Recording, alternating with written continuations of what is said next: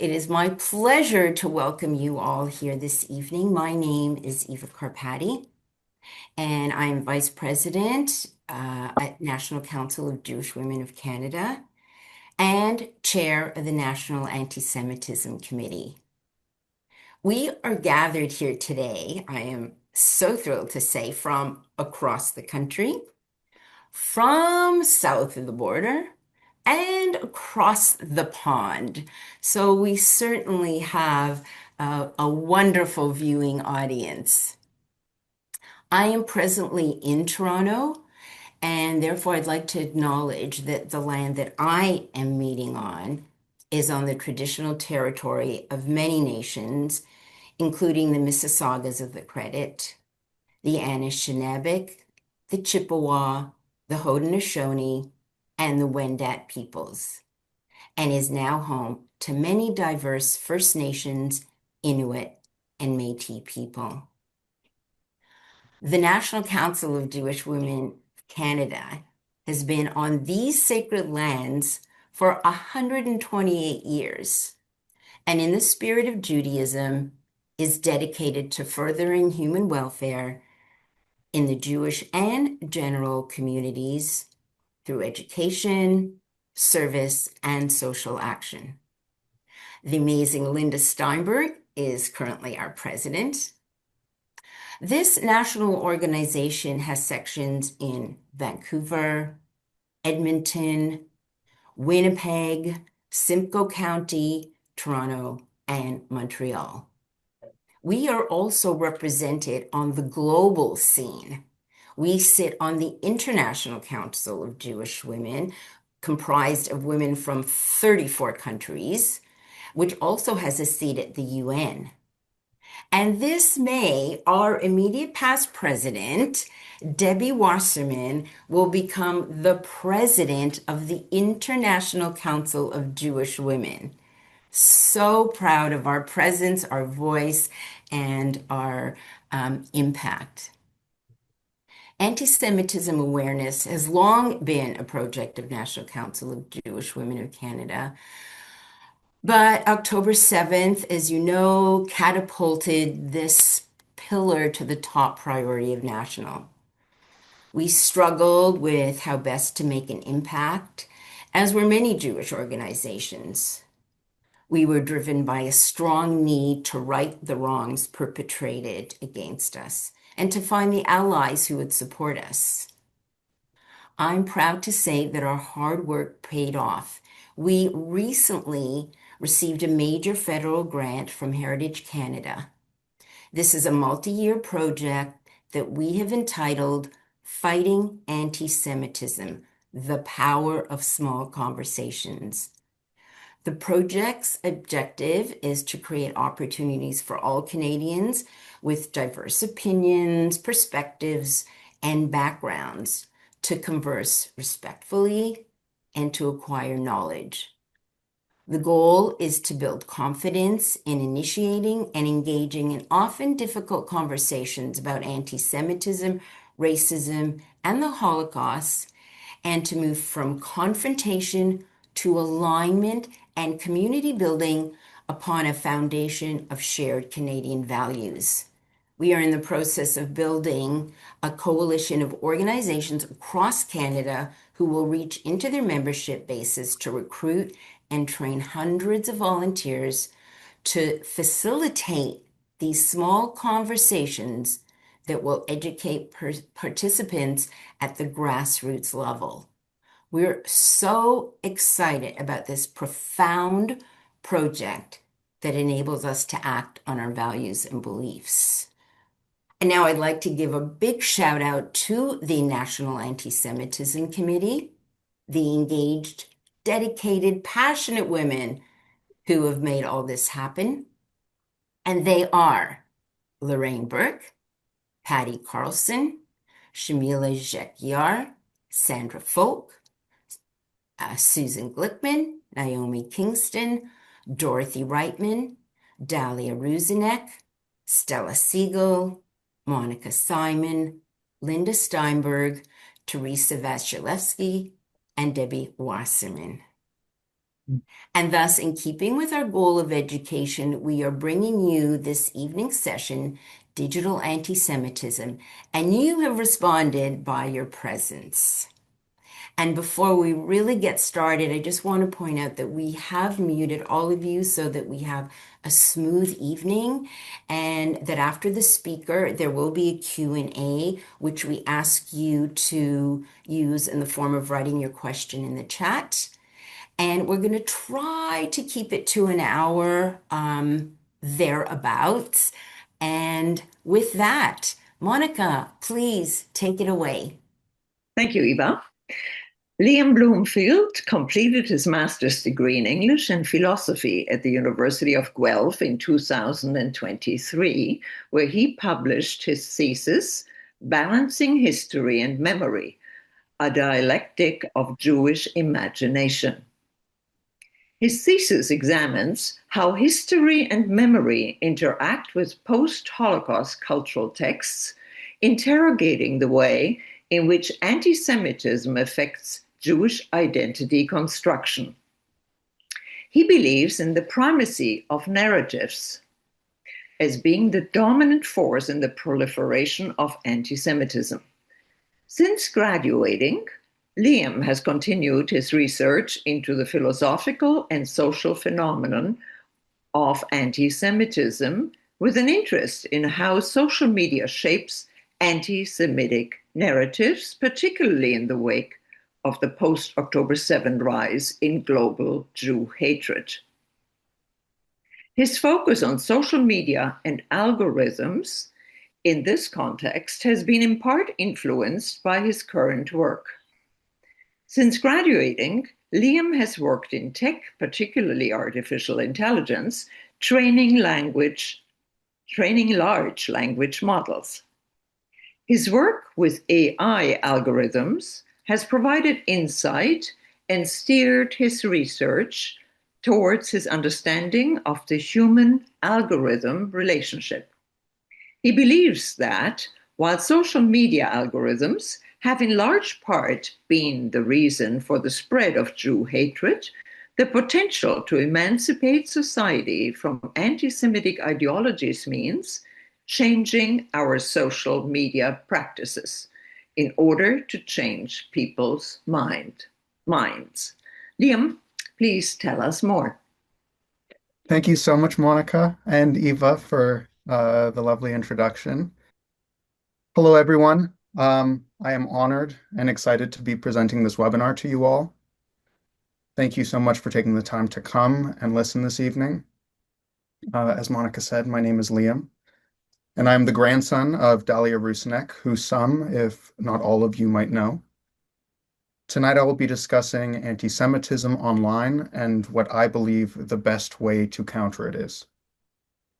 The information I share tonight, it might be familiar to some of you, and for others, this might all be new.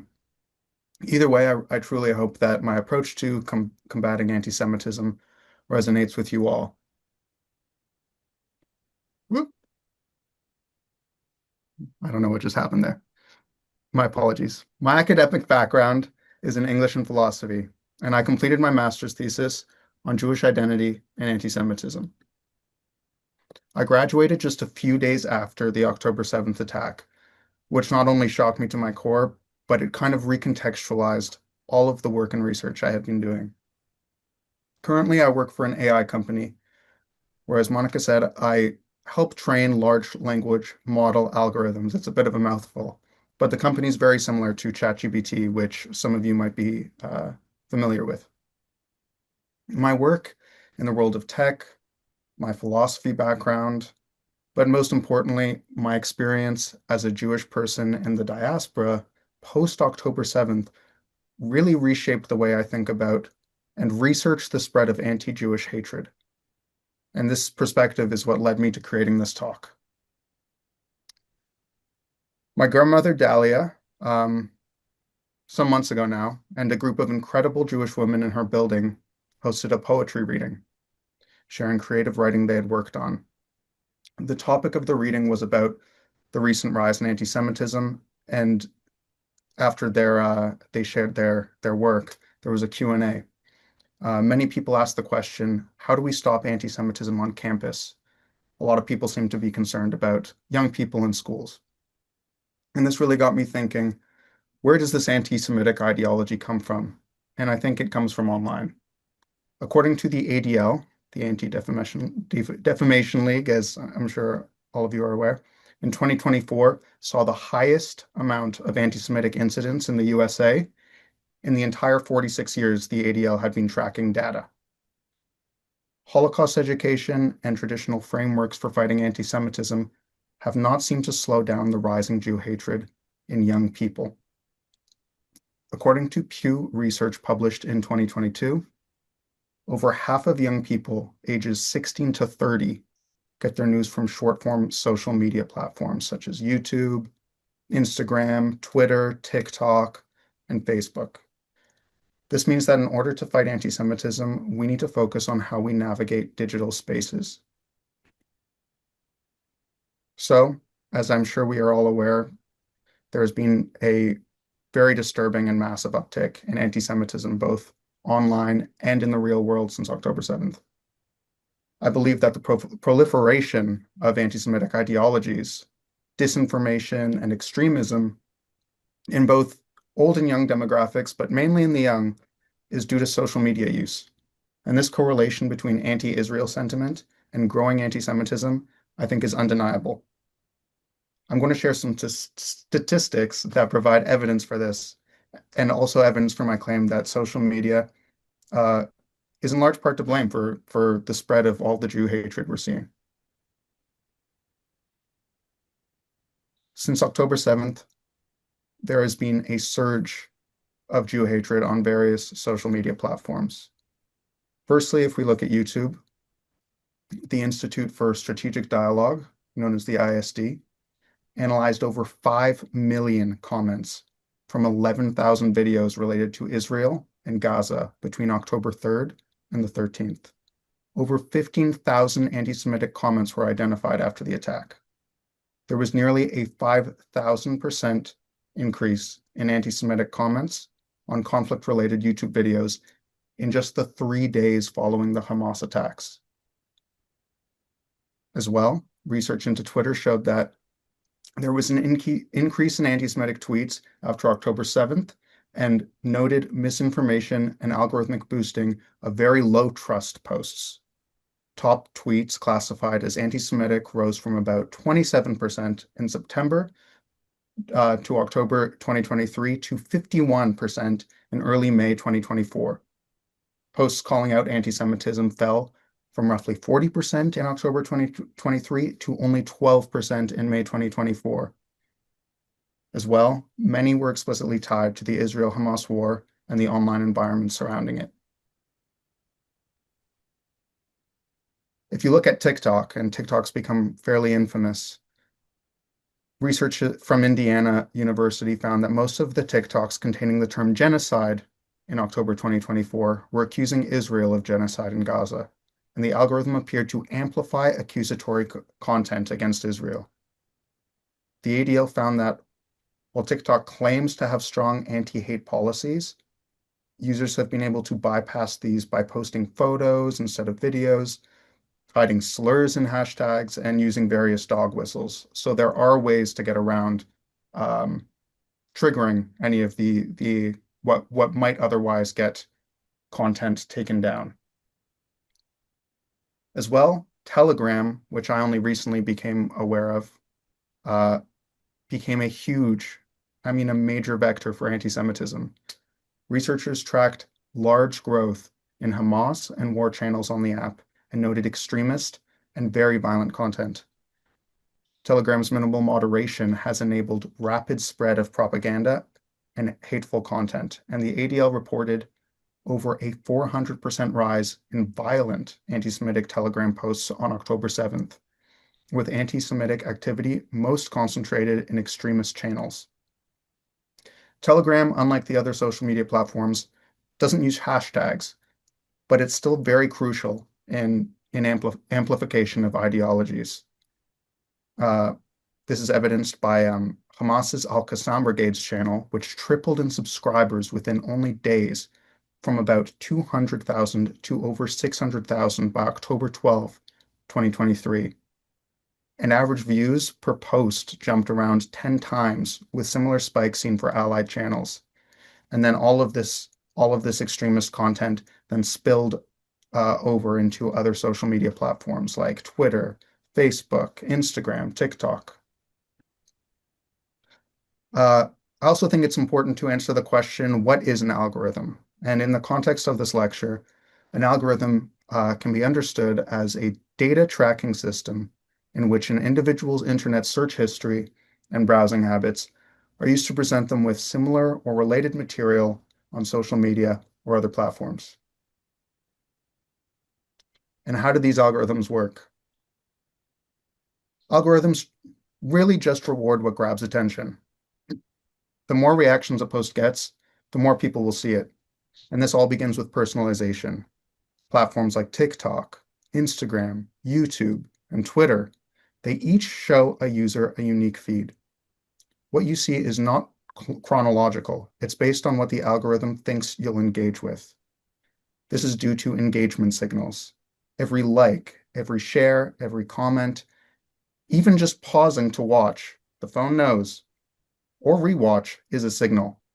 Algorithms learn that if you engage with one kind of content, you're more likely to engage with similar content in the future. And then this leads to amplification. Posts with high engagement spread faster and further because the system prioritizes sticky content. Controversial or emotionally charged content often spreads more because it triggers strong reactions such as anger, fear, outrage, frustration. And these are all emotions that, speaking for myself, and I'm sure a lot of you, we've all been feeling since October 7th. And to go back, this is a financial model for every single one of these social media platforms. The recent surge in anti-Semitic hate and disinformation online is making companies billions of dollars. This is because they have an ad-based revenue model. They make money by selling ads. The more time you spend scrolling, the more ads they can show you. So for them, engagement equals attention, which always means more money. Posts that spark anger or fear keep people on the platform longer, and that extra time means they've got more time to show you more ads, which means just more revenue for them. And while these platforms, they might claim to have a moral filter, the algorithms they use certainly do not. The algorithm doesn't care if a post is true, false, helpful, or harmful. It only cares whether you're engaging with it. This is why shock value works so well. Disinformation and hate speech, including anti-Semitism, often use shocking, very emotional language. This triggers really strong responses.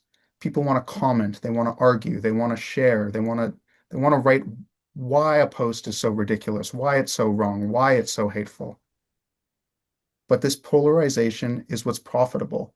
Even if people disagree with a hateful post, their engagement still boosts it.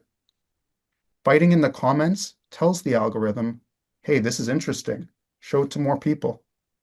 This is something that people want to talk about. This is what can cause a feedback loop for, somebody who doesn't have much skin in the game, who doesn't know much. A person sees anti-Semitic content, they react, the algorithm shows them more of the same.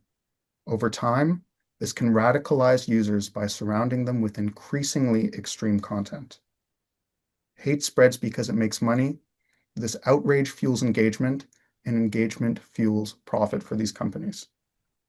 Politics and ideology, they have spread in large part due to something called bots.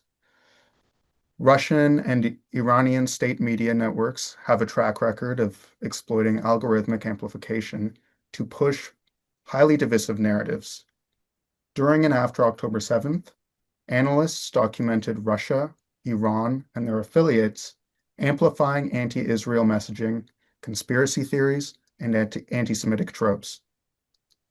This is their strategy. They inject highly provocative content, such as memes, short videos, inflammatory slogans, into highly engaged hashtag streams, such as hashtag Free Palestine, hashtag Stand with Israel, and hashtag from the river to the sea, etc. They use bots and fake accounts to artificially boost posts.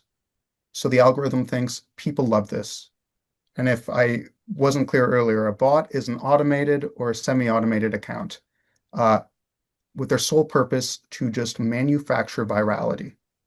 They retweet, they repost, they like, they share all of the divisive and hateful content en masse, tricking algorithms into thinking content is popular when it's not, thus pushing it into trending lists and recommendations. And unfortunately, for a lot of people, the truth is a popularity contest. You won't know you are interacting with a bot most of the time when you're online, and this is why they are so effective. An Israeli startup called Cyabra, I hope I'm pronouncing that correctly, uses AI to track misinformation online. On October 11th, 2023, Cyabra examined 162,000 profiles across various social media platforms that discussed the aftermath of Hamas's terror attack. They found that 25% of those profiles engaging with that content were bots and inauthentic accounts. In only a 2-day period, these profiles made over 300,000 posts, with some posting hundreds of times per day. Cyabra also found that posts containing pro-Hamas propaganda actually used pro-Israel hashtags, such as hashtag I stand with Israel, or just simply hashtag Israel, in order to gain higher exposure and reach new audiences. This played a huge role in the fake profiles propaganda going viral, resulting in over 371,000 comments and shares and over 531 million views in only 2 days. This is the power of bots. To go back and simplify why bots are so effective and why these companies really don't care if people are using bots because it makes them money. Bots create outrage, which leads to real people engaging with content, which leads to more visibility, which then leads to huge profits for these companies. What I propose is to alter your social media behavior in a way that manipulates the algorithm in the same way that bots do. This benefits us in 2 ways. Firstly, it'll slowly change your personal feed, filtering out unnecessarily distressing anti-Jewish content and helping preserve our own mental health and well-being.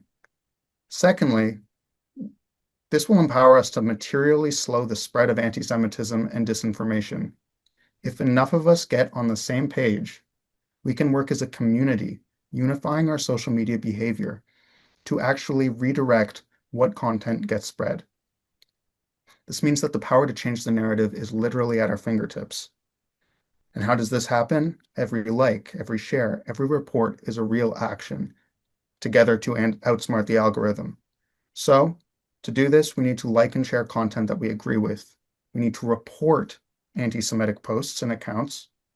We need to boost good voices, such as Jewish creators, Jewish allies, and experts, and engage in networks. I really truly believe that community is the most important and most powerful tool, and doing this together is the only way it'll truly be effective.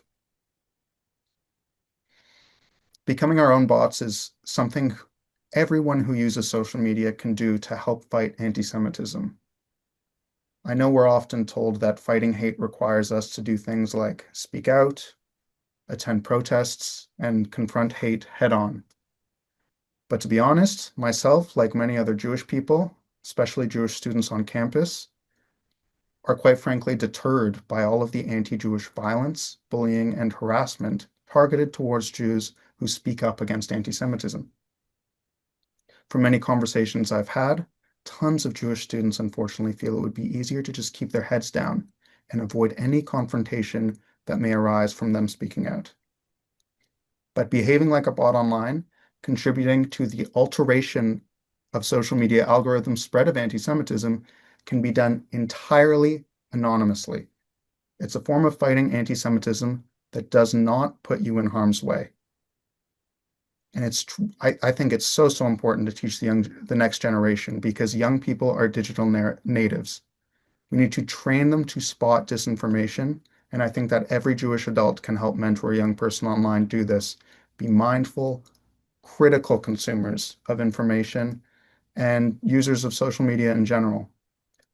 And like I said at the beginning, Holocaust remembrance, it honors the past, but to protect our future, we really need algorithmic literacy.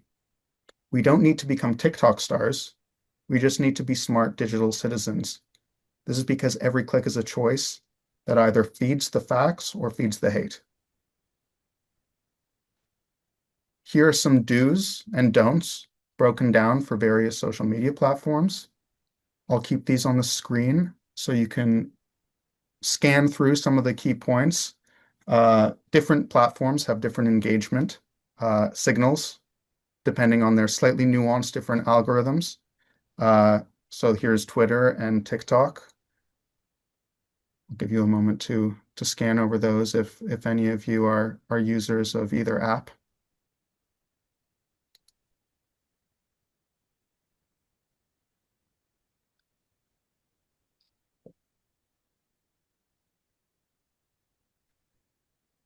And some more for Instagram and YouTube, which I think are possibly slightly more popular.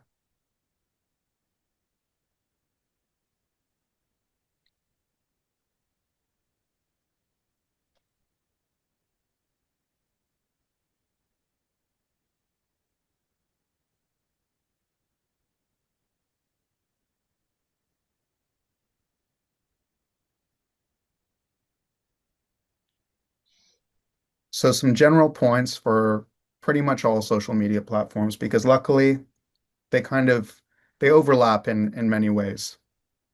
So you don't really have to tether or alter your behavior too drastically between applications. For every single social media app, boost the good posts when you see them. Early likes and shares make the algorithm spread it further. Make micro networks with your loved ones and friends. Share reliable posts and agree to like and comment to give certain things extra lift. It's also really important to curate your feed.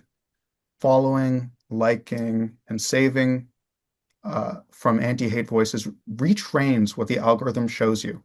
It's really important to retrain what the algorithm shows us on our day-to-day feed. So the don'ts are almost more important than the do's. And that is, do not circulate anti-Semitic content, even to mock it. If you really want to share something with someone, you should screenshot that thing instead, if you want to critique it or share it with somebody. If you use any of the app's tools to share it, you are feeding the algorithm. And it's also important not to assume silence equals any neutrality. Even passive engagement with hate lets algorithms push it more. This means even stopping to watch something that's anti-Semitic. It knows when you're stopping to watch something. Here are 3 links and QR codes that quickly go over the how-to in terms of reporting posts and users on these 3 specific apps. Feel free to take a picture of the screen or use your phones to scan the QR codes. These aren't videos I've made, but they all go over how to correctly report content on each of these 3 specific applications: YouTube, Facebook, and Instagram. It's important to note that these only cover the mobile app versions. The reporting is also just as easy when you're on your computer. Luckily, this information is very easily Googleable. So if you ever forget, lose these links, or the app you use updates or changes in any way, a quick Google search will help you find out how to navigate whichever social media application you are using. I'd also say that when in doubt, look for either a gear icon or an icon with 3 dots to find the report option. This is consistent across basically every single social media app.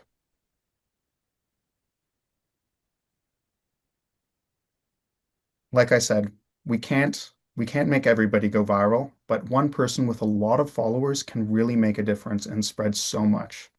This means we should really curate and hone as a community our focus on which voices to amplify. It's like the stock market.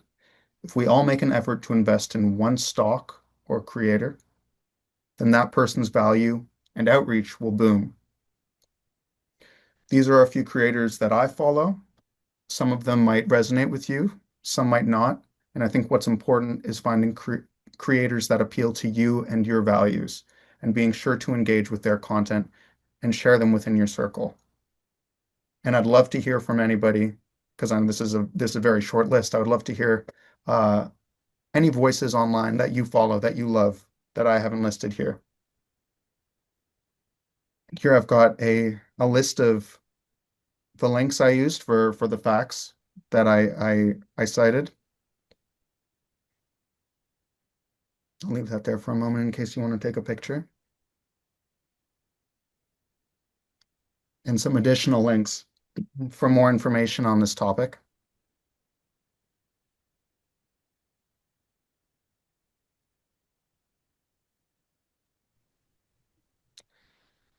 And I just want to say thank you so much, everyone, for taking the time to come tonight and listen. It's been an honor and a privilege to share this with you all. And here's my email if anyone wants to contact me in the future. Thank you so much. Okay, Liam, I am in charge of monitoring our questions, and thank you so much. Thank It's you. interesting. We have a question about Reddit. Do you have any tips on how to respond to Reddit if there's a problem? Reddit's an interesting one. It's one I don't know so much about. It's I know it is a space, kind of like Twitter that or Telegram that isn't so closely monitored. Um, so it's a space where some really heinous things can thrive and go unchecked. I'm not entirely sure how the algorithm for Reddit works, but I imagine it's very similar to Twitter. And I think a good rule of thumb is to just report anything you see that is in any way disinformation or hateful, anti-Semitic in any way. Report comments, users, posts. And who are we reporting to? You report to the application itself. So all of these networks will have an option to report specific comments or users or posts. And if you want to go the extra, if you see, let's say, a comment that somebody left that was very hateful, you can report the comment, but Mhm. then go beyond that even, and you could click on their profile and then report that user's profile as well. Okay. Another question that just came up is what kind of ads profit on hate sites? Every kind of ad. It's every ad. It's you could be when you're scrolling on your feed on Instagram or Facebook, you could see something anti-Semitic, and it at the end of the video or whatever will be an ad for like L'Oreal or something. The algorithm doesn't care what kind of it's all kinds of ads. Just the more ads, the more time you're on there, the more ads they can show you. Okay. Do certain platforms handle anti-Semitic content more effectively than others? That's an interesting question. Um, I found that personally, I don't have any numbers to back up this claim, but in my personal experience, I've found that Instagram is, and none of them are great. Anti-Semitic. Let me preface this by saying anti-Semitism has flourished on pretty much every single social media platform, but Instagram, in my experience, has been maybe slightly better at actually following up and taking stuff down after you report something. Um, I certainly know that Twitter and TikTok are not good when it comes to uh, allowing anti-Semitism to flourish, despite what they'll say uh, when they put out statements about, their core values. Mhm.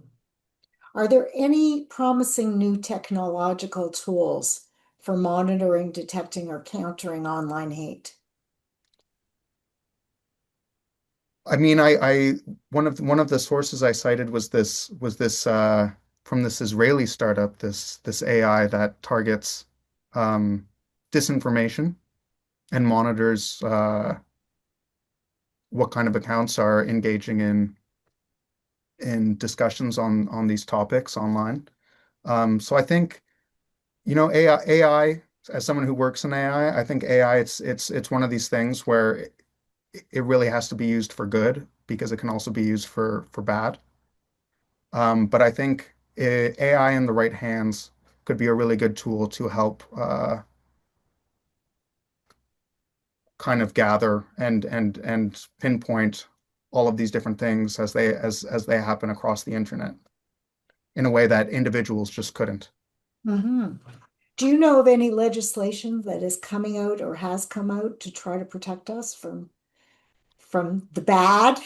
Unfortunately, I do not. I feel like I remember maybe it was during COVID, the Canadian government said something about a TikTok ban, but I don't think it ever happened because everybody I know still has TikTok. Mhm. Um, after October 7th and after seeing because I had to delete TikTok personally because I just couldn't handle it for my own personal mental health. It was just so pervasive, all of the Jew hatred. Um, but I mean, I really think a ban would be useful, or I think I read somewhere, I don't think Canada's doing it, but a country was putting in a law where you had to be a certain age before you could be on maybe voting age or something before you could use social media.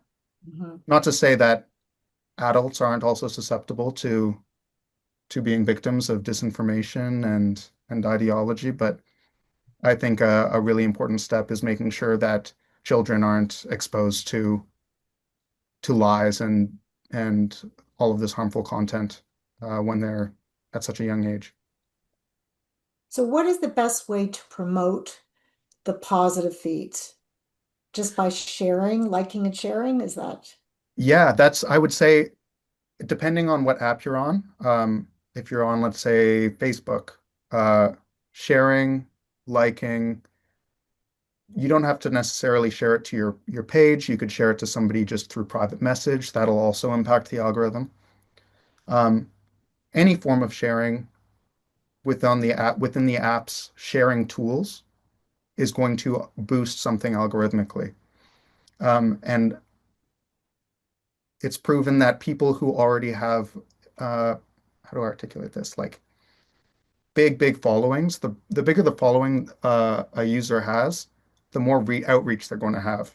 So I think it's really important to, as a community or with your loved ones, focus in on a creator who's already got a pretty large following that you like. You like the stuff that they post and really coordinate together when you're going to like and share their content because that'll help boost their output as they put out new content.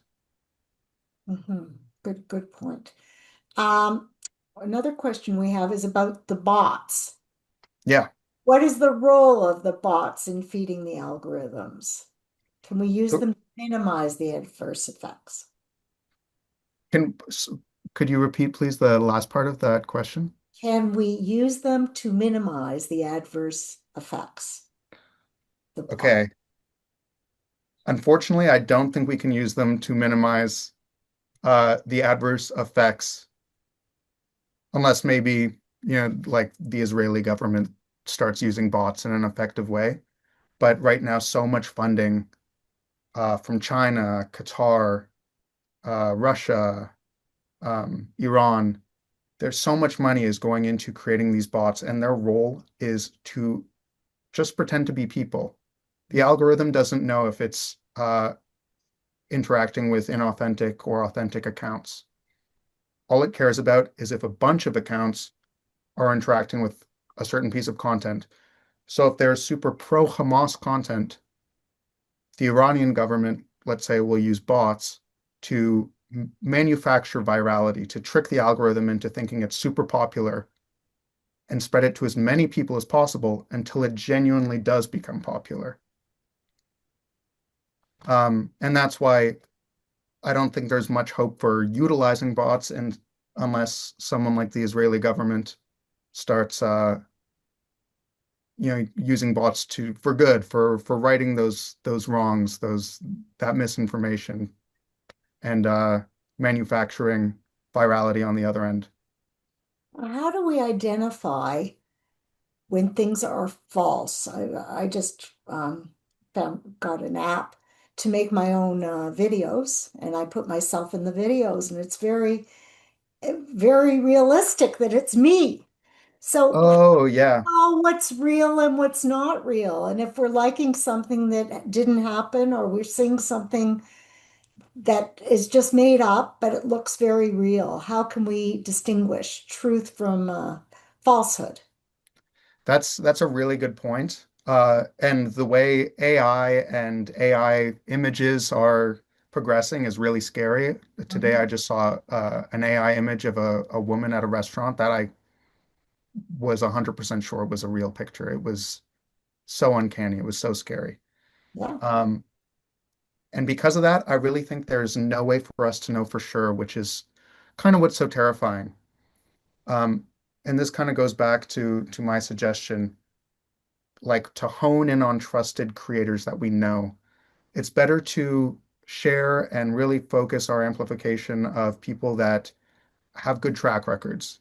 Mhm. Because if you're just sharing and any random video you see, we all could be victims of accidentally sharing something AI or something untrue, because there's just really no way of knowing as individuals these days. Especially if we want to believe it. Yeah, yeah, It's easy to want to share it. So you have to be very careful in what you're sharing. yeah. Um, I think we've gone through most of the questions. Have you connected with parent groups to help guide their children? That's a good question.